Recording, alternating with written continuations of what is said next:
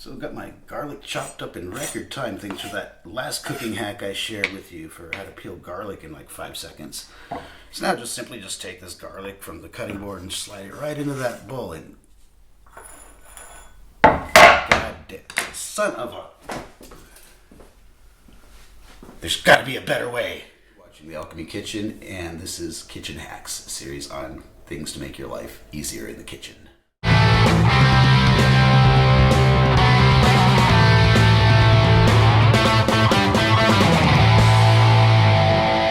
Maybe I just need to use a smaller cutting board. I hate when that happens. I just clean the countertop.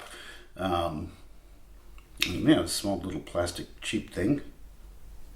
Why do they put a handle in these anyways? What am I going to do? It makes it so much easier to just carry around a little cutting board. It's the dumbest thing in the world. Oh, wait a minute.